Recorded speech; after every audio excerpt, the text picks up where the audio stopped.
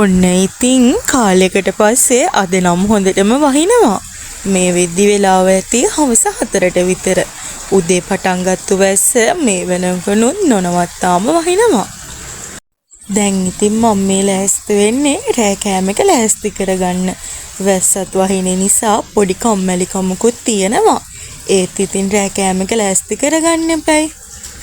මට හිතුණා අද රෑට බත් නැතුව වෙන මොන හරි දෙයක් හදාගන්න.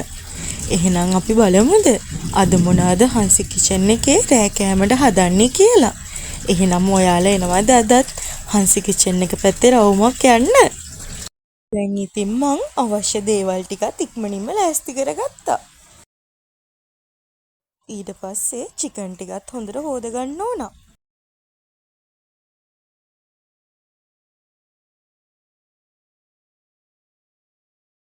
කෑම ටිකත් රෙඩි කරගන්න ගමන් මට හිතුණාද ඔයාලත් එක්ක ජීවිතය ගැන පොඩි දෙයක් ෂෙයා කරගන්න. ඇත්තටම ළමයි ජීවිතය කියන්නේ සරල ගමනක් නම් නෙමෙයි. ඒක හරිම අමුතු හැම දවසක්ම වෙනස් කතාවක් තියෙන ගමනක්. අපි සමහර දේවල් කොච්චර ප්ලෑන් කරත් කොච්චර හිතාගත්තත් ජීවිතේ හරියට අපි හිතන විදියටම වෙන්නේ නැහැ. සමහර දවස්වල අපි හැමෝම hina වෙලා ඉන්නවා. තවත් සමහර දවස්වල අපිට හුස්ම ගන්නවත් බරයි වගේ දැනෙනවා. අපි හැමෝම සතුට හොයනවා. හැබැයි මේ ජීවිතේ අපිට දෙන්නේ සතුටත් එක්කම අභියෝග. වැටෙන වෙලාවල් වල අපි හැමෝගෙම හිතට එන ප්‍රශ්නයක්නේ. ඇයි මටම විතරක් මෙහෙම වෙන්නේ කියලා. ඒත් කවුරුත් හිතන්නේ නැහැ ඒ වැටීම් තමයි අපිව හදන්නේ කියලා. කොච්චර අමාරු දවස් ආවත් ඒවා කවදා හරි දවසක ඉවර වෙනවා. කොච්චර වැටුණත් නැගිටින එක තමයි ජීවිතේ ඇත්තම ජය. අපිට හැමදේම කන්ට්‍රෝල් කරන්න බෑ. ඒත් අපිට පුළුවන් ඒ හැම දෙයක්ටම ප්‍රතිචාර දෙන විදිය තීරණය කරන්න. ජීවිතේ පර්ෆෙක්ට් වෙන්න ඕනේ නෑ. අද ඔයාට තියෙන පොඩි දේවල් වලින්ම සතුට හොයාගන්න. මොකද හෙට ඒවත් මතකයන් විතරයි. ඔයාට හිතනවා ඇති මම ප්‍රමාදයි. මම හරි නෑ. ඒත් විශ්වාස කරන්න ඔයා යන්නේ ඔයාට හරිම වෙලාවේ. තවත් එකක් මතක තියාගන්න. කවුරුත් 100% පර්ෆෙක්ට් අය නෑ. ඒ නිසා කම්පෙයාර් කරන්න යන්න එපා. ඔයාගේ ගමන ඔයාම යන්න. අද ටිකක් අමාරුයි නම් හෙට ටිකක් හොඳ වෙයි. අද හෙට වඩා හොඳයි නම් ඒක අනිවාර්යයෙන්ම සෙලිබ්‍රේට් කරන්න. අවසානෙට මතක තියාගන්න. ඔයා වැටෙන්න පුළුවන්. ඔයා අසාර්ථක වෙන්නත් පුළුවන්. ඒත් ඔයාට නැවත නැගිටින්න හැකියාව තියෙනවා. ඔයාගේ කතාව තවම ඉවර නෑ. මේක තාමත් ආරම්භයක් විතරයි.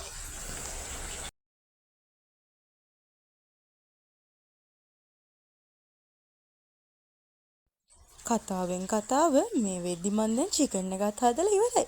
දැන් මම මේ හදන්නේ නූඩල්ස් ටික තඹ ගන්න.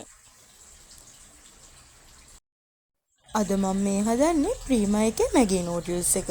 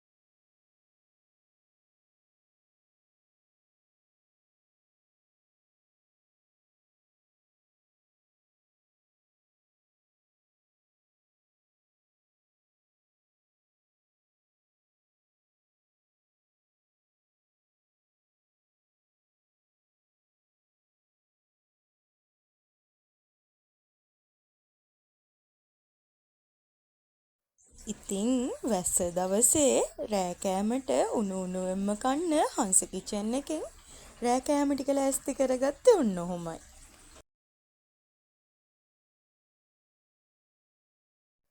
මේ වීඩියෝ එක බලන ඔයාලටත් හිතේ සැනසීමෙන් සතුටින් ඉන්න ලැබෙන්න කියලා මං හදවතින්ම ප්‍රාර්ථනා කරනවා. එහෙනම් ඉතින් මං අපහු ලස්සනම බ්ලොග් එකක් අරගෙන මගේ යාළුවෝ හැමෝම බලන්න එන්නම්.